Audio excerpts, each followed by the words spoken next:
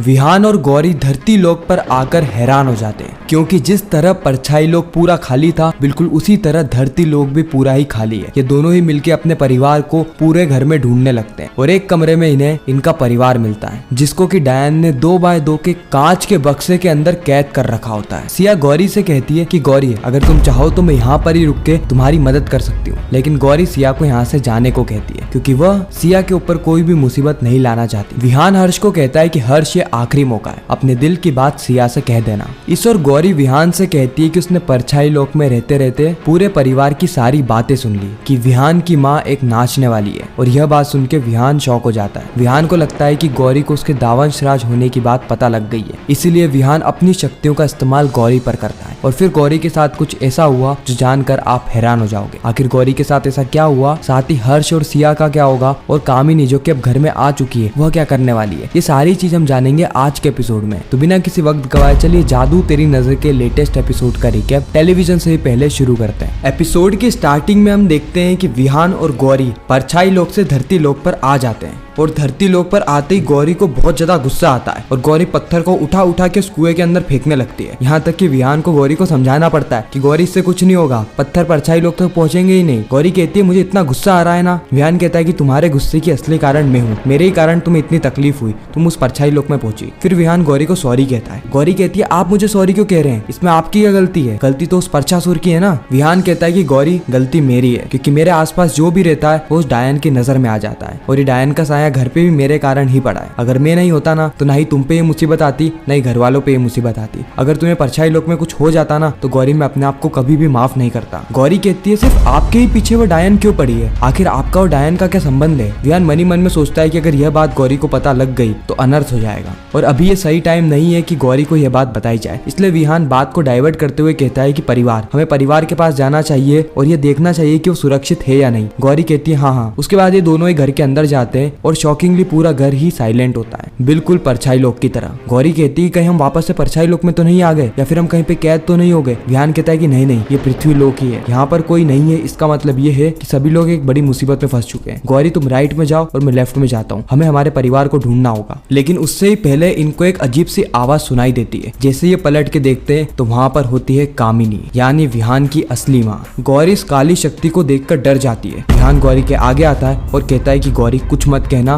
कुछ मत करना, शांत रहना। उसी वक्त हम देखते हैं कि कामिनी एकदम से ही गायब हो जाती है। यानी कामिनी ने अगर विहान और गौरी को छोड़ा है, इसका मतलब ये है कि उसके दिमाग में कुछ और ही चीज चल रही है, क्योंकि अगर वो चाहती तो अभी भी विहान को ले जा सकती थी, क्योंकि आसपास में कोई भी सुरक्षा कवच नहीं है। खैर, कामिनी के जाने के बाद विहान और गौरी पूरे ही घर में अपने परिवार को ढूंढने लगते हैं। एक के बाद एक कमरे चेक करते हैं, और एक कमरे में गौरी को जो दृश्य दिखता है मानो उसके आंखों के सामने अंधेरा छा गया हो, क्योंकि एक 2x2 के छोटे से बक्से के अंदर पूरा ही परिवार कैद था। जी हाँ, डायन ने 2x2 के छोटे से बक्से के अंदर पूरे ही परिवार को कैद कर रखा था। गौरी देखकर अचंभित हो जाती है और जोर जोर से चिल्लाने लगती है। विहान गौरी की आवाज सुन के सीधे गौरी की तरफ आता है, और वह भी 2x2 के बक्से को देखकर हैरान हो जाता है। विहान जल्दी से उस बक्से को तोड़ता है, जिससे कि सारी ही बॉडियां नीचे गिरने लगती है। हालांकि डेड बॉडी नहीं है, ये लोग अभी भी जिंदा हैं, लेकिन अगर थोड़ा और समय गौरी लेट कर देती तो फिर इन लोगों की अंदर ही मौत हो जाती। विहान अपने पूरे ही परिवार से मिलता है, और अगले सीन में हम देखते हैं कि गौरी भी सिया से मिलती है। सबसे पहले तो गौरी सिया को धन्यवाद करती है कि सिया बार बार गौरी की मदद करने आई है, कोई बिना अपना मतलब निकाले। नहीं तो इस दुनिया में ऐसा कौन ही है जो कि बिना मतलब के किसी की मदद करता है, वो भी तब जब सामने वाले को जान का खतरा हो, इन डायनों का साया हो।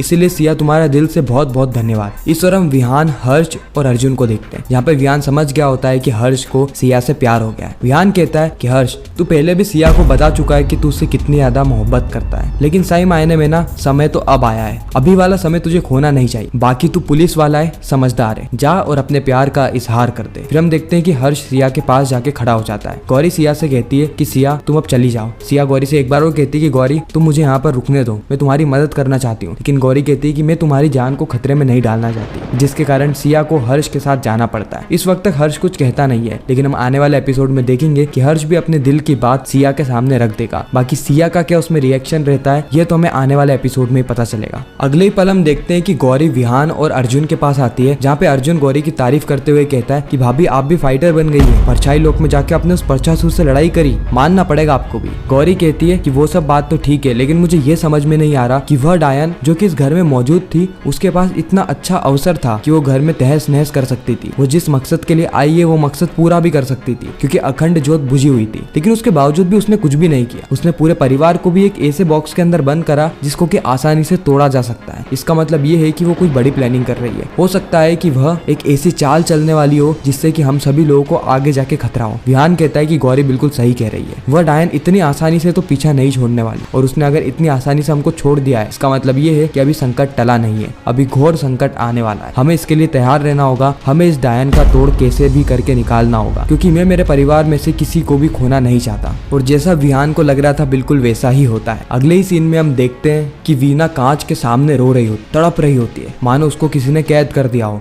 वीना वहां से निकलने के बहुत प्रयास भी करती है, लेकिन उसके हर प्रयास असफल रहते हैं। वो वापस से रोने लग जाती है और वह डायन उसे खून के आंसू रुला रही होती। वह उसे इतनी आसानी से मौत नहीं देना चाहती, वह उसे तड़पा तड़पा के मौत दे रही है, क्योंकि वीना ने आज से 25 साल पहले इस डायन के बेटे को छीन लिया था। वह उसका बदला चुन चुन कर ले रही है। साथ ही वह डायन वीना का रूप ले लेती है और कहती है कि वीना, तूने 25 साल से एक माँ होने का ढोंग किया और अब तू कैद हो जा और अब असली माँ को माँ बनने दे। मेरे बेटे को अब मुझसे कोई भी दूर नहीं कर सकता। अगले ही सीन में हम गौरी और विहान को देखते हैं, जहाँ पे विहान देख रहा होता है कि गौरी एक कोने में बैठ के रो रही होती है। विहान ये सारी गलतियां अपने सर पे ले लेता है और कहता है कि गौरी को मेरे कारण कितना ज्यादा सफर करना पड़ रहा है। वह बेचारी तो नॉर्मल एक टैक्सी चलाती थी और अब उसको इन डायनों से, इन परछासुर जैसे असुरों से लड़ना पड़ रहा है। वो अपनी जान के लिए लड़ रही है, सिर्फ और सिर्फ मेरे कारण। मेरे ही चलते हुए एग्रीमेंट करके इस घर में आई थी 2 महीने के लिए, और इन 2 महीने भी उसके लिए मानो 20 साल की तरह है। फिर वो गौरी के पास आता है, गौरी से पूछता है कि गौरी तुम क्या सोच रही हो। गौरी कहती है कि मुझे आपके बारे में सारी चीजें पता है। विहान कहता है सारी चीजें पता है। विहान के मन में डाउट आने लगता है कि आखिर गौरी ऐसा क्यों रही है। गौरी बताती है कि जब वो परछाई लोक में थी तो उसे धरती लोक की सारी चीजें आईने के माध्यम से दिखाई दे रही थी और सुनाई भी दे रही थी। उस वक्त जो विहान के काका ने और बड़ी जीजी ने जो कहा विहान के बारे में, वो उसने सारी चीजें सुन ली।